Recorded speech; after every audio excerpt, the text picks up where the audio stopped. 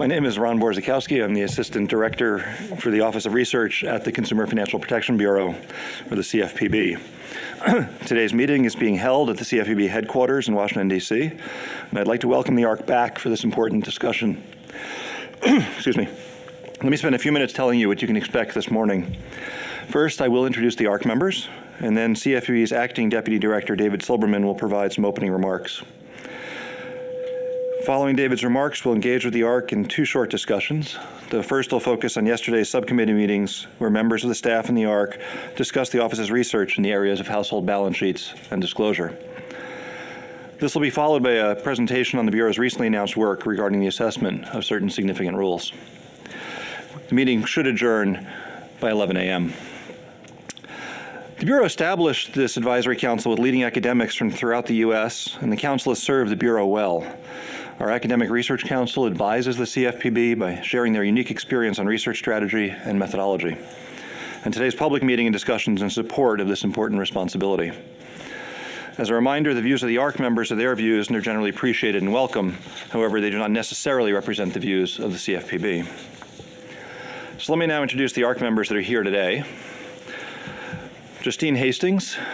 Justine is an associate professor at the Department of Economics and Watson Institute for International and Public Affairs at Brown University. Full professor, my apologies. I forgot to update. Before I go on, have you changed your title? Bridget Madrian. Bridget's the Aetna Professor of Public Policy and Corporate Management at the Harvard Kennedy School. Melvin Steffens. Mel is a professor of economics at the University of Michigan. And John Lynch, our newest member of the ARC. John is the Ted Anderson Professor of Free Enterprise at the Leeds School of Business at the University of Colorado Boulder and Director of the Center for Research on Consumer Financial Decision Making. Notably, John's also the host of the Boulder Summer Conference on Financial Decision Making, an interdisciplinary conference now in its 7th year that's squarely focused on the issues that the Bureau wrestles with daily. Unable to be present today are two other ARC members, John Campbell from Harvard University and Ian Ayres from Yale University. Now, unfortunately for us at the CFPB, John Campbell, Justine Hastings, and Raphael Bostic will be finishing their service with the ARC this year. Professors Campbell and Hastings are founding members of the ARC, and we are very grateful for their valuable service and the contributions over the last few years. Professor Bostic joined the ARC a bit later, but is leaving shortly to pursue his new role as president of the Federal Reserve Bank of Atlanta. So we thank all of them. So I'm now very pleased to introduce David Silberman, Acting Deputy Director of the Bureau. Thank you, Ron. I want to join Ron on behalf of Director Cordray, who unfortunately can't be here this morning, to welcome everyone to this 2017 meeting of the Academic Research Council.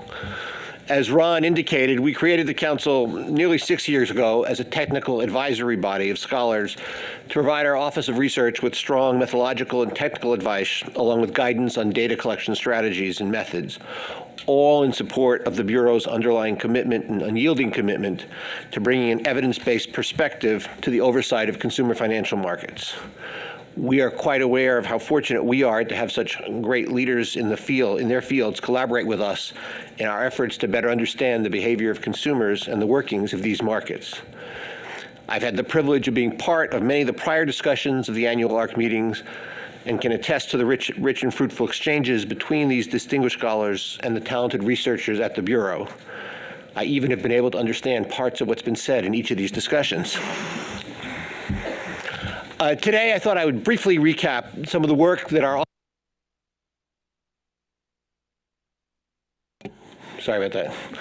support of the Bureau's mission.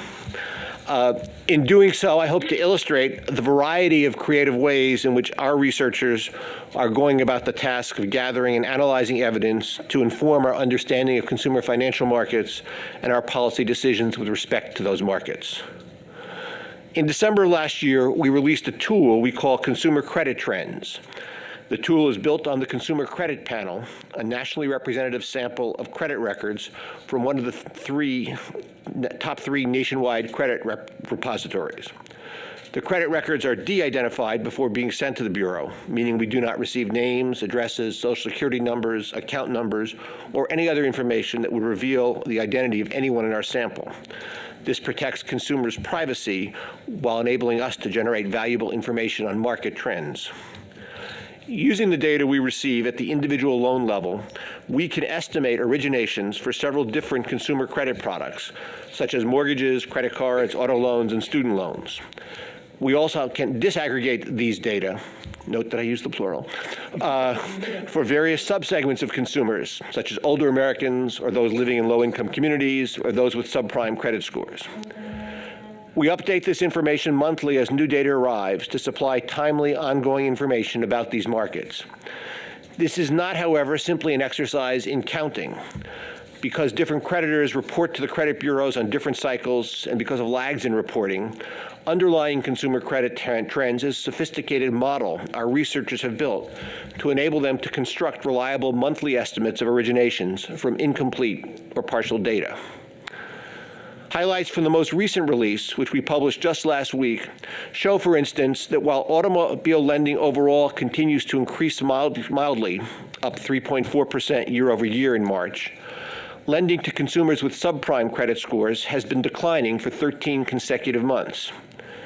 Conversely, while mortgage lending appears to have cooled somewhat overall this year, likely in response to higher mortgage interest rates that negatively affected the market for refinancing, lending activity to consumers with a near-prime or subprime score has remained stable and at levels that have hovered around 30% above the lending levels from 1 year ago. These are the kind of insights we're able to glean from the consumer credit trends. Now, our consumer credit panel is not only an important source of data, but also a valuable tool for conducting survey research to gain insight into how consumers are experiencing various elements of the consumer financial marketplace. For example, in January, we released a new survey that spotlights the debt collection experience of a nationally representative sample of consumers. To do this, we mailed surveys to over 10,000 consumers selected from our consumer credit panel, and we obtained responses from over 2,000 of them, a very strong response rate. By using the panel, we were able to oversample consumers with debts and collections, and then weight the responses so as to report results that are nationally representative. Also, by linking responses back to DFIN-identified administrative records, we are able to compensate for non-response bias, which is a challenge in any survey research project. And we were able to use the data to analyze the results of different segments of consumers while carefully preserving the confidentiality of each respondent. All of this allows for robust analysis of consumers' debt collection experiences. For example, our survey enabled us, I think for the first time, to provide a clear estimate of the size of the debt collection market. We found that 1 out of 3 consumers report having been contacted over the prior year with respect to a past due debt, with the majority of these consumers having been contacted about multiple debts. For consumers earning under $20,000, over half were contacted by at least one collector during the prior year, and almost 80% of those reported having been contacted about multiple debts. Our survey also provided insight into how consumers experience debt collection, including information about the type of debt being collected, when, how, and how often consumers were contacted by a collector, and the nature of their interactions with collectors. And we uncovered important information about the interrelationship of debt collection and collection lawsuits. For example, we found that about 1 out of every 7 consumers who said they were contacted about a debt during the past 12 months also reported having been sued during that period. Of those, only 1 out of 4 consumers reported even attending the court hearing, meaning that 3 out of 4 consumers were subject to default judgments. As our research shows, debt collection is an important part of the way in which consumers interact with financial markets. Debt collection is also a market in which consumers generally have no market power. Consumers do not choose their debt collector and cannot switch collectors if they are unhappy. And it's a market in which collectors generally have an incentive to extract as much as they can from each consumer. It is thus a market where regulation can play an especially important role. And going forward, the results of our survey will inform the Consumer Bureau's approach to overseeing the debt collection industry. Let me give you one last example of cutting-edge research of a different type, informing a very different part of the Bureau's agenda. As part of Project Catalyst, the Bureau's program to encourage consumer-friendly innovations in consumer finance, we teamed up with American Express to structure a randomized trial focused on studying the efficacy of alternative strategies to promote savings. American Express agreed to test various methods of encouraging consumers with an American Express prepaid card to use a product feature that offered them the opportunity to set money aside in a non-interest-bearing savings, quote, wallet that was separate from the funds they used for regular transactions. The pilot lasted for 3 months, and a follow-up survey was conducted 9 months afterwards to let us look at consumer outcomes over a longer period of time. This research yielded a number of key findings. We found that offering a small incentive, just $10, to prepaid card users to put some of their money into a savings wallet doubled uptake of the wallet.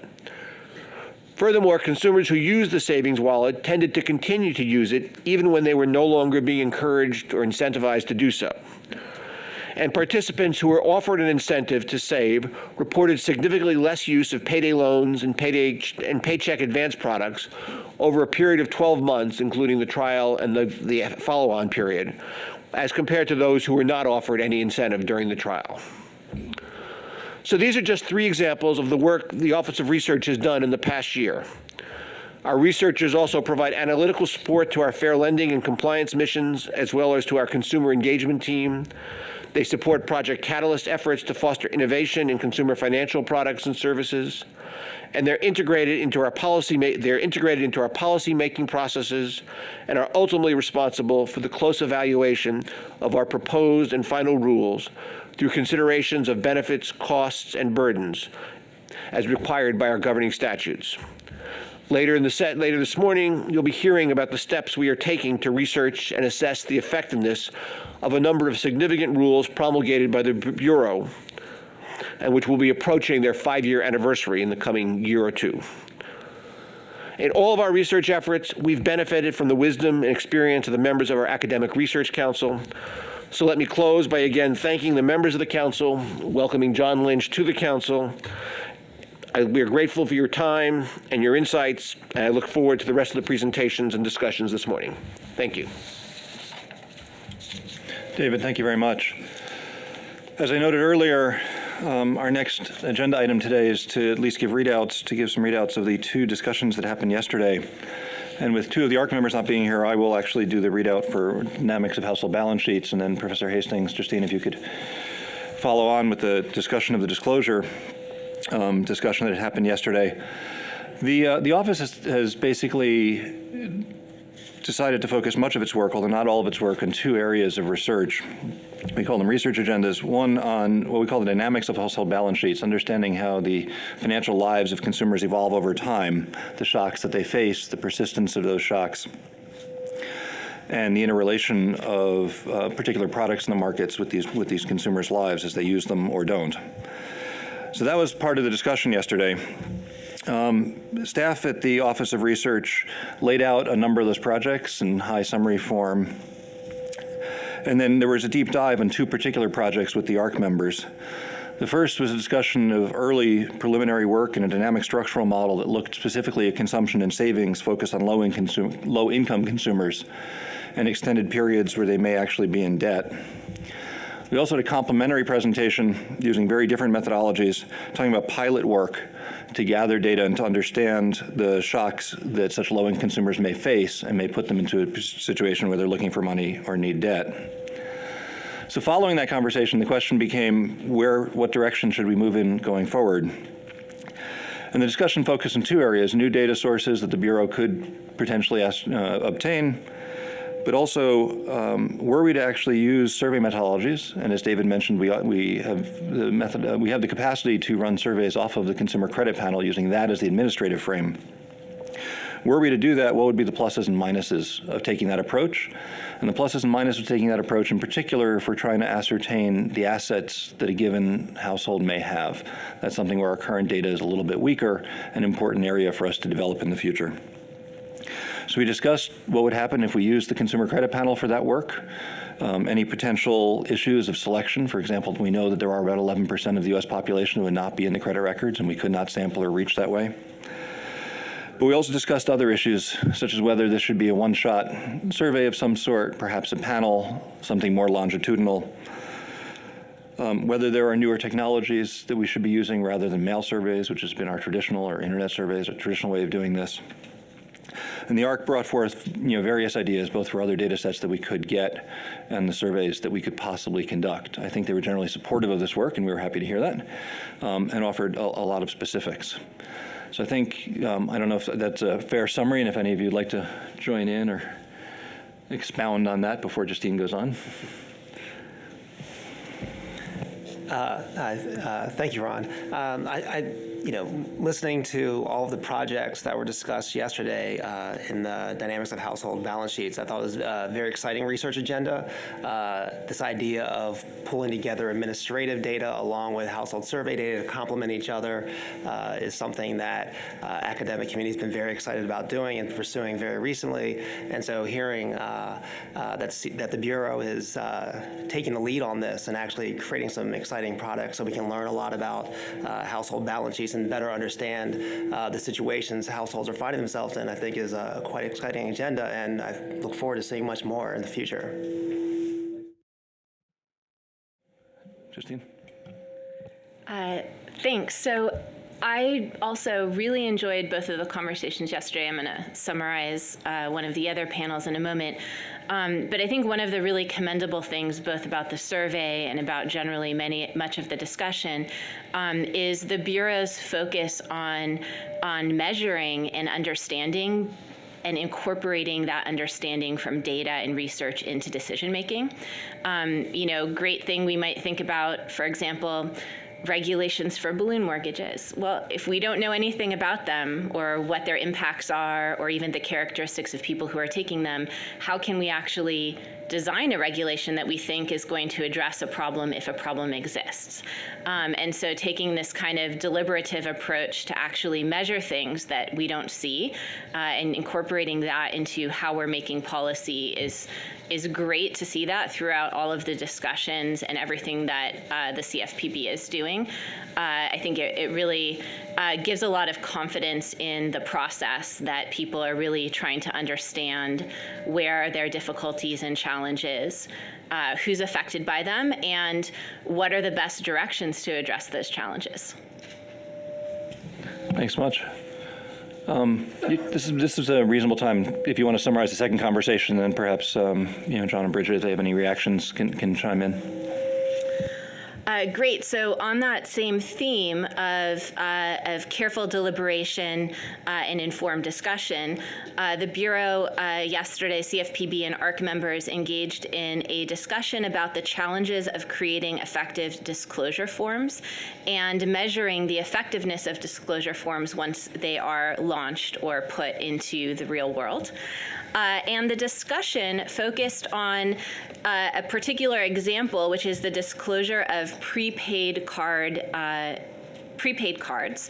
And with that example, we engaged in a discussion around the challenges of effective disclosure policy.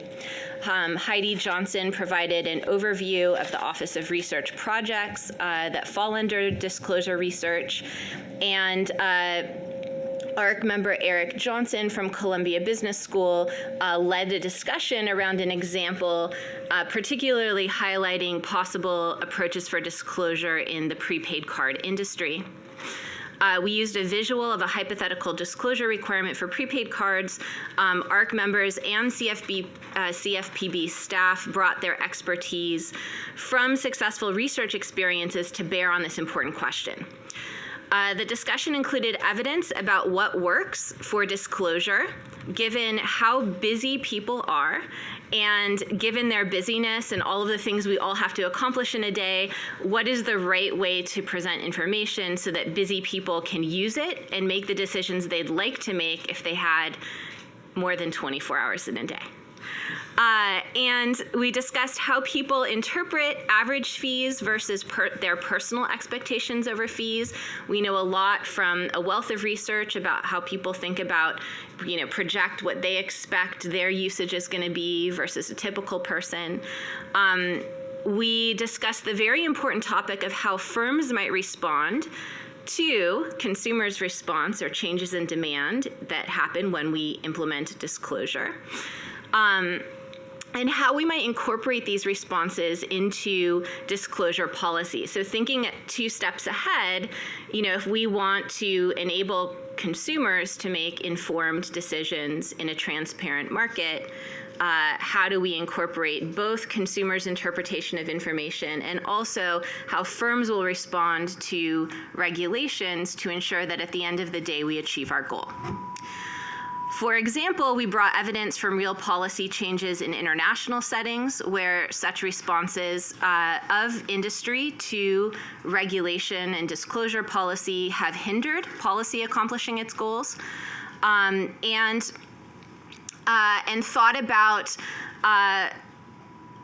basically how we might design disclosure that doesn't just simply result in new creative fees that fall outside of just the current regulation. So how do we incorporate how firms are going to interpret this disclosure regulation so that we in fact achieve the goals of transparent markets? We discussed how to test disclosure in the lab and also in real world settings following rigorous research approaches that have been tried and proven successful in the past. And there was robust discussion centered on how to use disclosure to best protect the consumer and ensure transparent markets. If anyone would like to add to that summary, please add to the summary. I thought it was a great discussion, and again, a wonderful example of an agency really focused on using data and research to direct policy so that we make sure policy is as effective as possible. Thanks very much. One thing that was, I think, very notable of that conversation when I was reflecting on it, and perhaps this will spur a little bit of debate, is that at least 2 of the ARC members have written research directly relative to that debate. Very, very relevant, and were able to bring their own personal experience and their own experience from the field and from the lab to that conversation. I think the other thing that was quite interesting was I don't want to say it's a difference of opinion, but various ARC members coming to that discussion with various solutions, some suggesting further research in a lab setting, some suggesting further research in actual field settings, and then a long discussion of whether there would be uses for administrative data to assess the effectiveness of disclosure. So it was a very rich discussion, both because of the backgrounds of the people involved and the wide-ranging number of suggestions or ideas on how we could continue that work.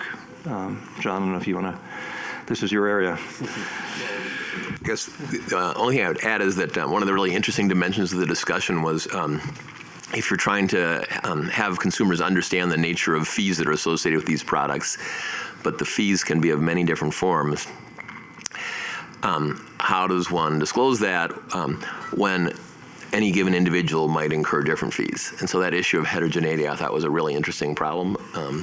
Professor Madrian suggested as a criterion for deciding what is an effective disclosure, one's ability to correctly predict exactly what fees one would experience personally, which I thought was a good suggestion. Fantastic, thanks much. I think so. I think both conversations, to wrap up quickly, and if these are conversations that we hope to have with the ARC members as the year goes on, and to continue to engage them in a lot of our work. But both, I think, as Justine carefully said, we're very directed at research, at research methodology, and how the Bureau can continue to build on the capacity it has to inform policy. And in that sense, I'm very grateful again for their time. Moving on to our last item of the morning, let me introduce Paul Rothstein, who's a section chief within the Office of Research, and is going to give a short presentation on 2 initiatives that the Bureau has just, a particular initiative the Bureau has just begun that's being driven largely by the Office of Research, but involving many people at the Bureau. So Paul, the floor is yours, please.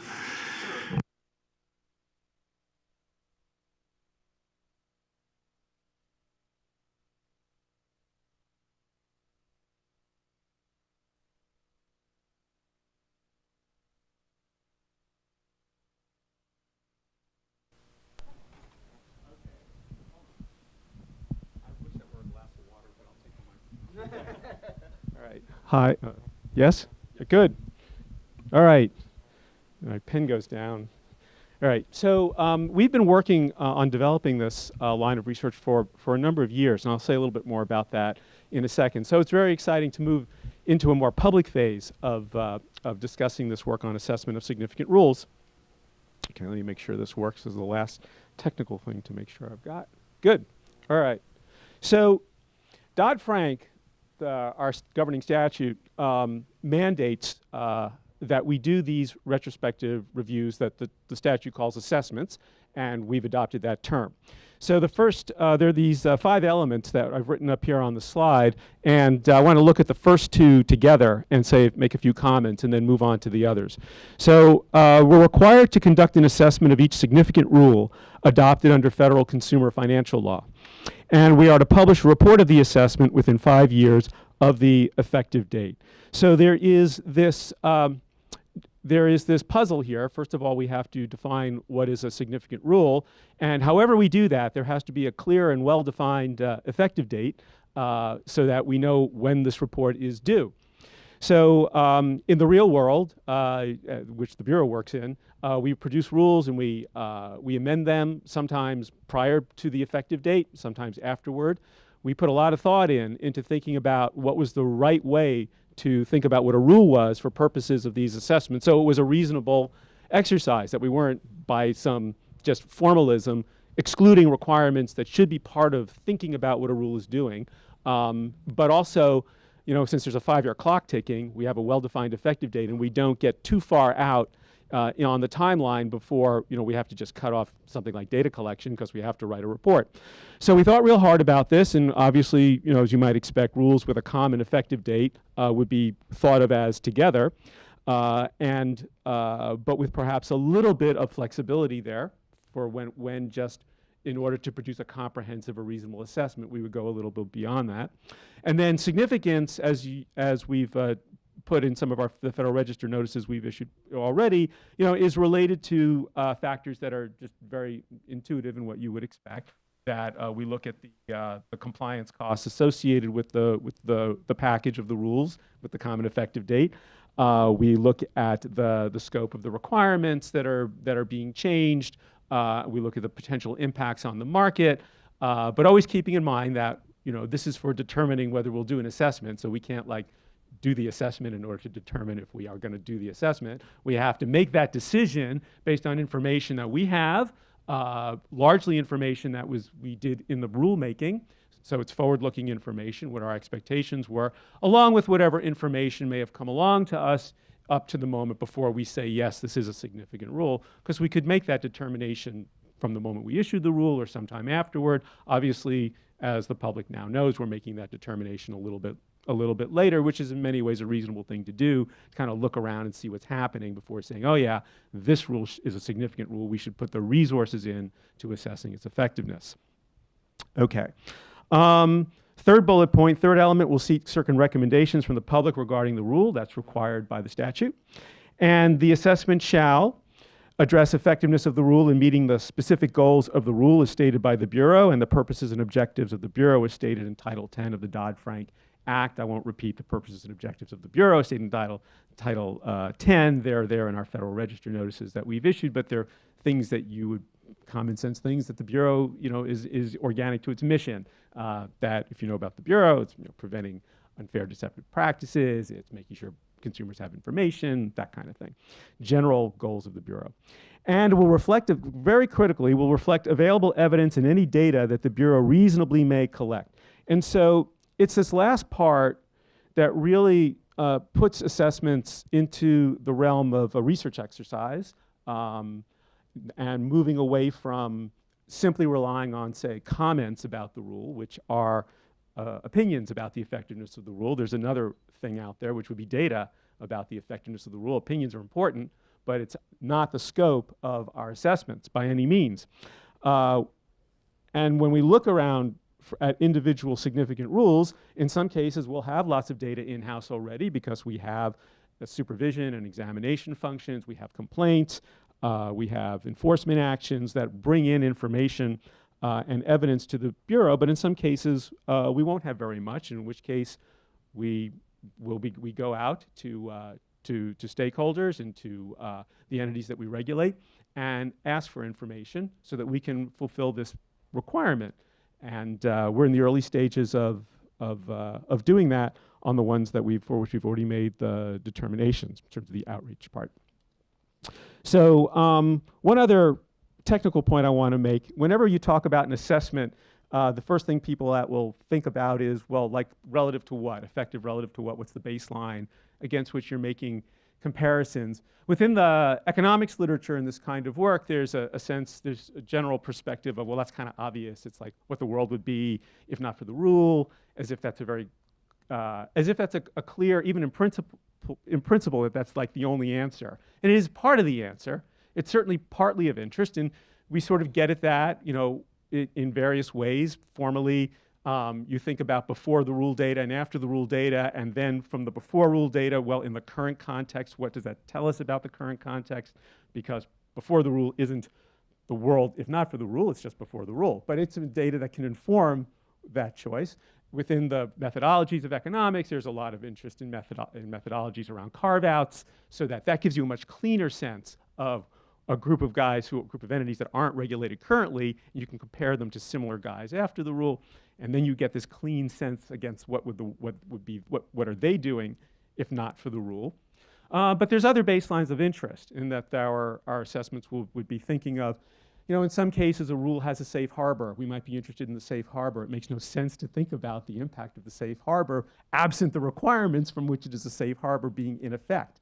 So that's sort of a partial impact. So you have part of the rule in effect, and you ask about if some other part of the rule was or wasn't in effect. That's a very interesting question. Doesn't fit in with the sort of plain vanilla generic approach of thinking about this.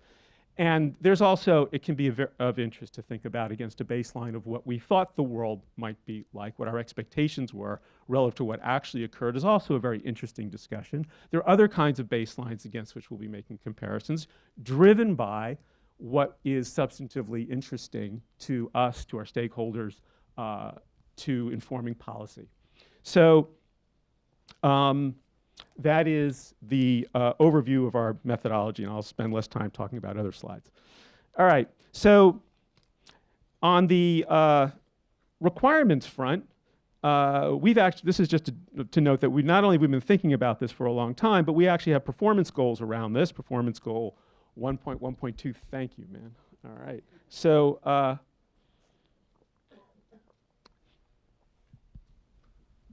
that will complete all 5-year regulation assessments on schedule. We have a current goal for fiscal year 17, but if this is all online, there were goals set in earlier years. And so in fact, as a sort of public administration matter, this work began within the research office and then kind of built out to within the Division of Research and Markets Regulations, and then built out to Bureau stakeholders in general, getting input across the board throughout the Bureau over time, really going back a number of years, and ultimately leading to final decisions with the director on how we were going to go about this. And in fact, at an earlier meeting where the director was present and he got to see these slides, he said, "Oh, I now understand why you were coming to me so much. I've got the full picture finally of what was required," and it was a lot. And I think he concluded that we weren't wasting his time, and justified the fact we're going to have to come back to him a couple more times. So looking forward to that. Also within the Government Accountability Office has written a couple of reports on our progress so far. One in June 2015, one in July 2016. They recognized our planning efforts. They just said, complete your plans. You know, you're going along great. But let's tie some of this off. This was before we had issued any public-facing work. And they also said that we ought to get public input on our plans for assessment. That's best practice. And we had been intending to do some of that, but we really took that, focused much more cleanly on doing that and doing it early in the process. And that's why I'm standing here today to tell you a little bit about this. So we issued our initial announcements of plans to assess 2 rules for which we determined that they were significant. One, our remittance transfer rule, and the other, our servicing rule that we implemented under the pursuant to the Real Estate serves to amendments to RESPA, which is the which is the Real Estate Settlement Procedures Act. You know, it's there. It just needed a moment there. Okay, so and with these we have blog posts up on our website, which link to the Federal Register notices, and there's a public docket, and people can comment on our plan. And I'll tell you about each of those briefly now. So, the remittance rule. So, remittance consumers sending money overseas. Those are consumer remittance transfers, not businesses, just consumers. And the Dodd-Frank Act created a new set of statutory requirements around that, for which we then created rules. And these new consumer protections require providers to give accurate disclosures to consumers before they pay for remittance transfer, with certain exceptions, to permit cancellations and provide refunds, and to investigate disputes and remedy certain errors. So when we think about this rule, it's a large disclosure component, and there is a large error resolution component. And the key objectives were to improve the predictability of remittance transfers, predictability for the consumer sending money abroad. It really did specify originally that in many circumstances, if you're sending money overseas, you should know exactly how much in the foreign currency is going to be received on the back end. It could also be in dollars as well, dollars to dollars on the back end after fees and taxes and everything's taken out. To provide consumers with better information for comparison shopping, which is more relevant in some contexts than in others. If you're sitting in your bank to do a wire transfer, that may not be as relevant as if you're walking down the street looking at money transmitter rates. And then to provide these protections to consumers while limiting market disruptions. And we amended this rule before it took effect in order to limit market disruptions that we felt that we had good information on might occur if it took effect as written. So what we're, in terms of measures, we are good. We're always taking the perspective that one thing we'll do in these reports is, provide, of course, high-level statistics on how the market's evolved. Apart from the nitty-gritty of causality and was the rule doing it or other things doing it right, people are going to want to know like what has been happening in the market. So we'll always talk about that. Trends in the number and types of providers, the number of remittances sent, the price of transfers, and just a good data collection exercise and make this a good place for people to see what happened in that market. And then we will, through outreach, other data collection, we'll look at provider activities undertaken to comply with the rule. And we are, from the provider side, we'd be looking at evidence of cost savings that were related to the 100 transfer safe harbor, meaning that if you're providing 100 or fewer transfers, remittance transfers in a year, you are not subject to the rule because you're only subject if you're providing remittance transfers in the normal course of business. How valuable has that been to providers? We're interested in cost savings related to exceptions to the accuracy requirements for disclosures and requirements on error resolution that we built into the rule to limit market disruption. Limits that we put in on requirements to provide foreign language disclosures, which are very important to consumers, but could also be very expensive for providers. So there's a calibration that has to be done there, and which we did. And we're also, from the consumer side, and that really is the focus, largely the focus of the rules is, and the focus of the assessments is to really try to get around into the benefits of these rules for consumers. What have we seen in terms of utilization of error resolution rights, and to some extent, to the extent that we can, within the time frame that we've got, some understanding of how the value of the disclosures. So it's very much like, going back to the requirement to use evidence and data that's reasonably available, that will depend on the rule and the development of data assets within itself that we can tap into. So that's a fairly straightforward set of possible measures, but we are, of course, building out others, and we have a whole team of people. Each one of these assessment projects has a team in RMR, Research Markets Regulations, working on. So we've asked the public, request for information. We've asked members of the public to comment on the assessment plan, to provide data and information that would be helpful to executing the plan, to provide data and information on the effectiveness of the remittance rule and meeting the objectives of the rule, as stated by the Bureau and the purposes and objectives of the Bureau, and to provide certain recommendations regarding the rule. The closing date on this one, because of when we issued it 60 days after the Federal Register notice, so the closing date is May 23rd. And I'm thinking I didn't tell you when the report's due, although I told you when the effective date was, so it's 5 years after that. The report's due at the end of October in 2018. So we've got time to do this well, and we're really quite committed to doing that. On the servicing rule, that's a very different kind of rule. This was a rule that was very much, there's a disclosure elements to it, but it was very much about operation, timelines for doing certain things, how you must engage with consumers, primarily consumers who are facing in some kind of distress. They've missed some payments, or they're heading into, they need loss mitigation on their mortgage, and it's one of the more operationally focused rules that we've written. This rule took effect on January 10, 2014, so the report will be due on that date in 2019. The consumer, again, we're assessing effectiveness relative to the stated purposes of the rule that the Bureau stated in the rulemaking, as well as the purpose and objectives of the Bureau. So the RESPA itself really says to servicers, you shall maintain and provide accurate information. You shall help borrowers avoid unwarranted or unnecessary costs and fees.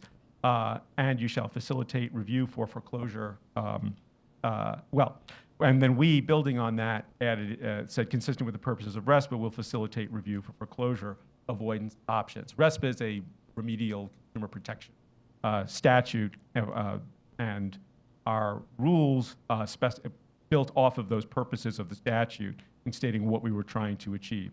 So the avoiding avoidable fees and avoidable foreclosure is a great concept to have in mind in thinking about the purposes and things we might try to measure. Of course, we know what a fee you paid. Was it avoidable is the trickier concept, but we put some thinking into that, into how we might be getting at that, ultimately approximating that.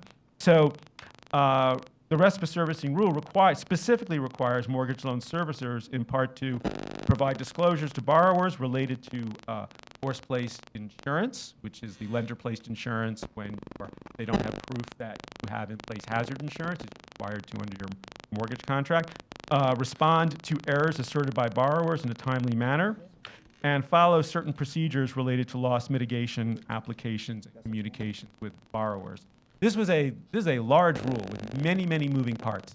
And one of the things we did over the period in building up to this release was to decide, what would our focus be to try to give the investigation shape. We cannot do everything, and to decide to make these decisions about what would our focus be. Of course, if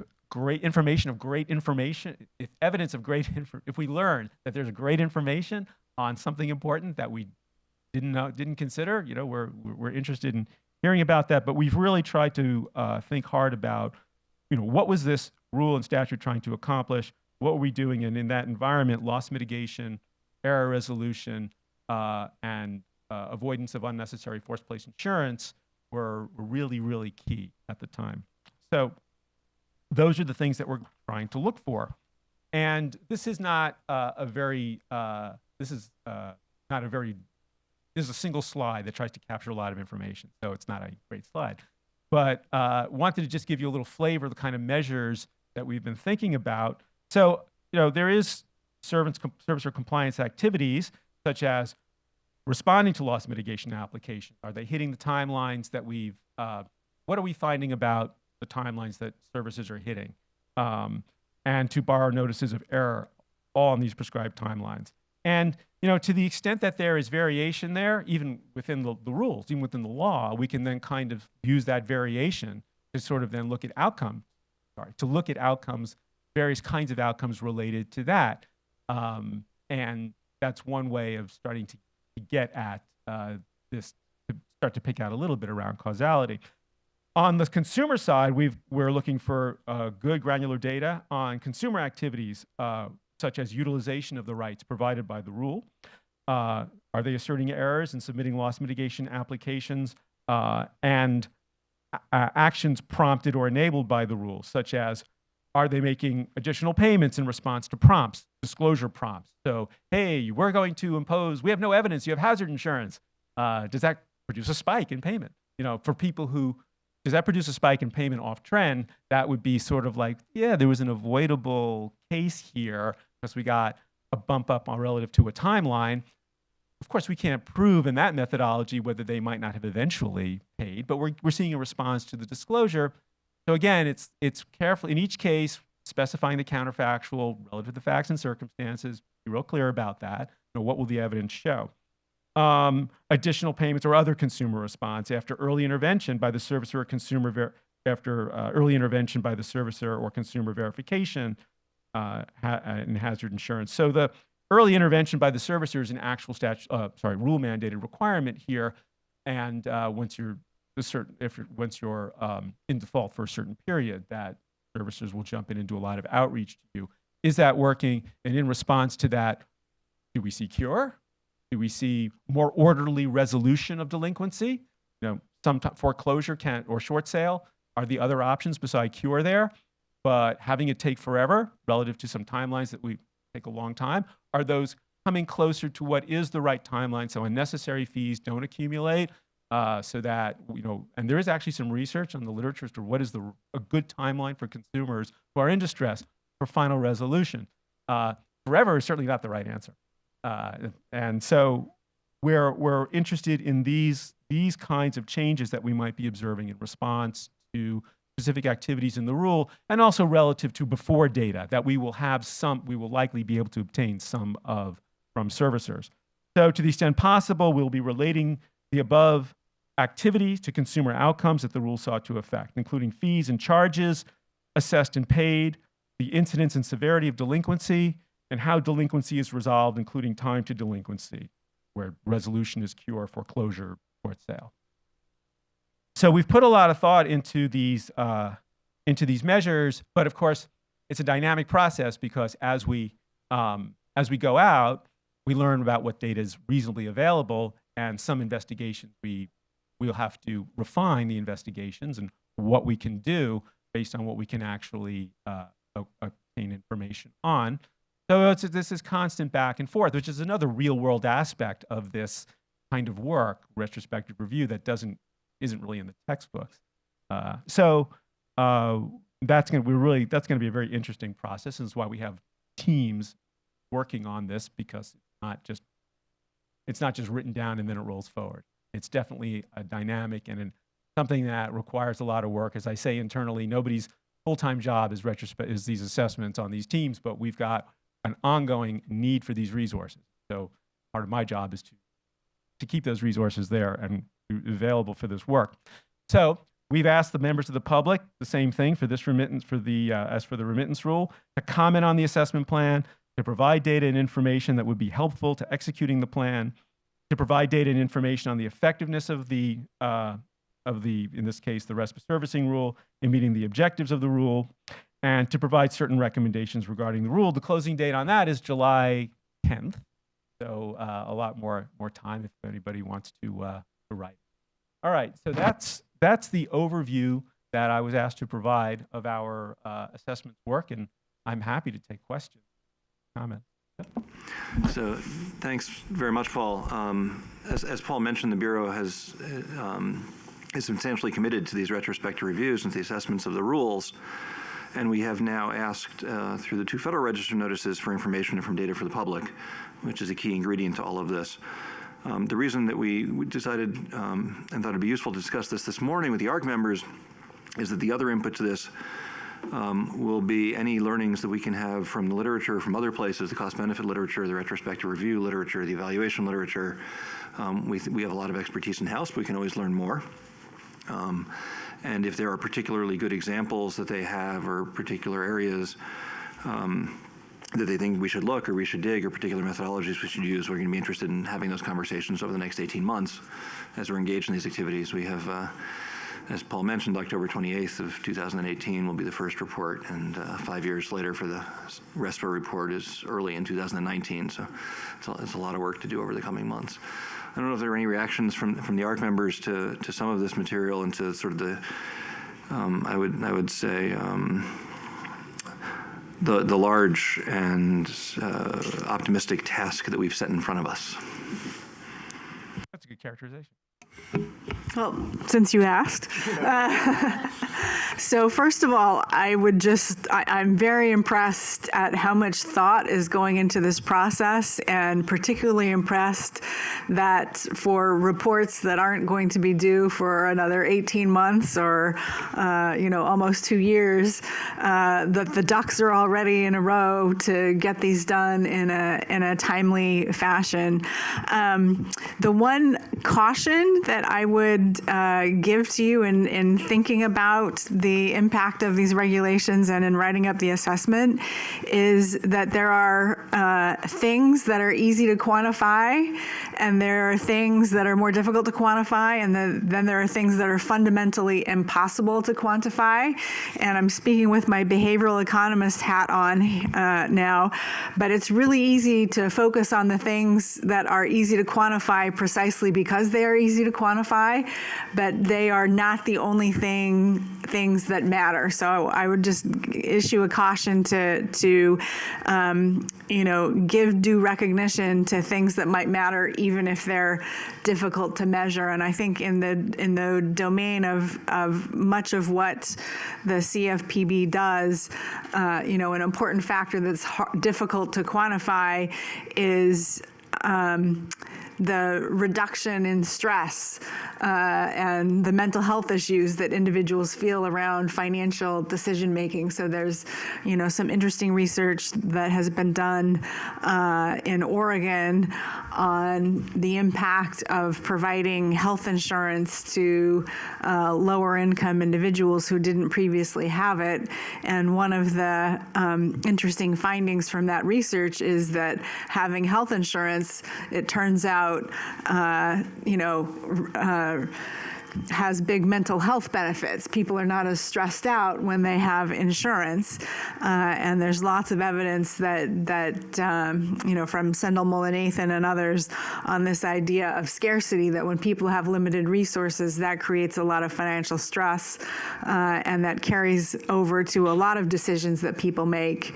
And so any rules that are reducing the number of phone calls you have to make, or reducing the number of errors in things that are going on, or enabling you to stay in your home, anything that's reducing stress is probably going to have positive benefits, but things that are going to be really hard to quantify. And I think there are other factors like that, and just make sure those get their due notice, even if you can't measure them.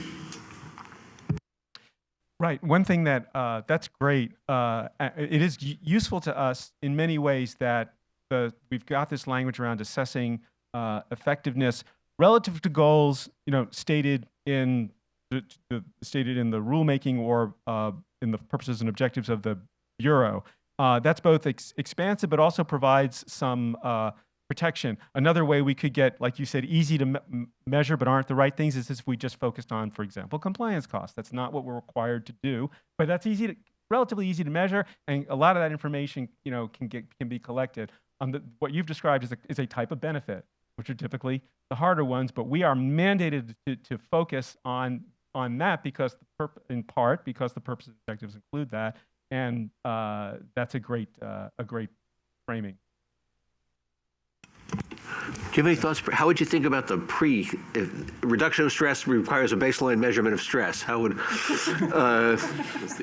would one go about assessing what was the level of stress pre-rule in order to think whether we have impacted that level of stress?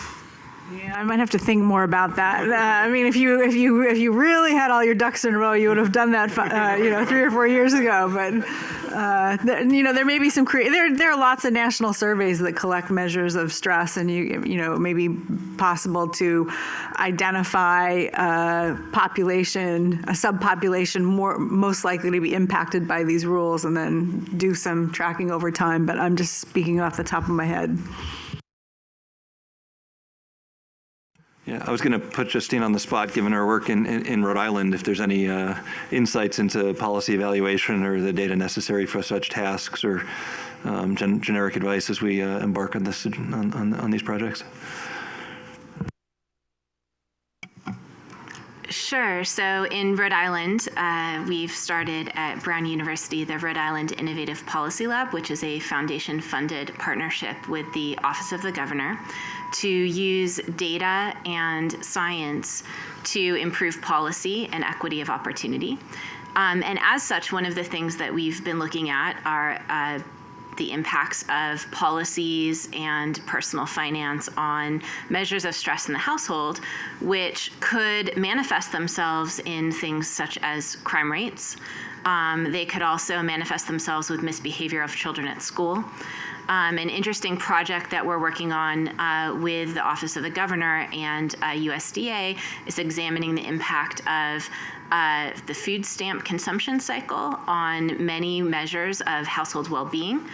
And one of the topics that came up yesterday in kind of survey measures was using new technologies to measure outcomes. So for example, we've piloted a program that uses text messages on phones to collect high-frequency data on things like stress. One of the things that we found in our pilot is that kind of perceived misbehavior and stress of children appears to go up at the end of the month among food stamp households in Rhode Island.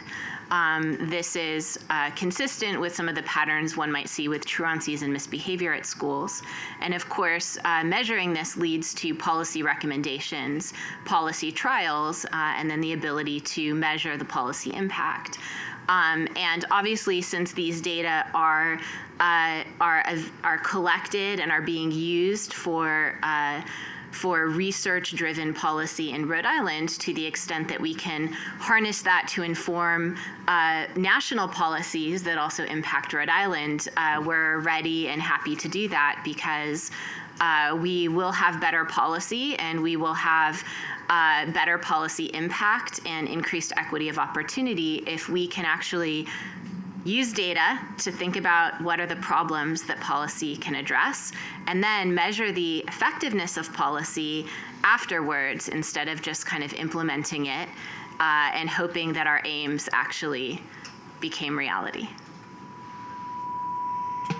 That's very helpful. I'm thinking about these new technologies and Bridget's warning that we should have started, but had we, we issued this rule 18 months after the Bureau was born.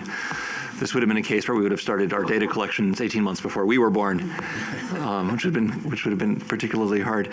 John, I'm wondering if you have any insights, this issue of intangible benefits and benefits to consumers, if anything comes off the top of your head, or as a first cut, since I'm putting you on the spot, from the marketing or psych literature, how we can think about some of the intangible benefits to consumers that may be a little harder to quantify. Well, since you just brought up the issue of consumer sense of financial stress, we have in our group some research that's building on some CFPB research, where the CFPB has developed this scale for measuring consumer financial well-being, and we've been taking that in the direction of separating out indicators of current stress from things that have to do with perceptions of more long-run security. And so I would say that if there are issues in the future where current stress is a kind of an intangible you want to measure, we have some help based on your own research. It is true. What John's alluding to is the CFPB's measures of financial well-being, which we're quite excited about, and I'm glad to see are being used more broadly and could become a baseline if we start a measure, a nationally representative set of measures in that regard. I don't know if there are any other final comments before we wrap this up, but like I did say, we'll be bothering you guys over the coming years to help with us as we go through this effort. If there are any final words about this or about anything that you heard in the last 24 to 36 hours that we've all been together from any of the ARC members.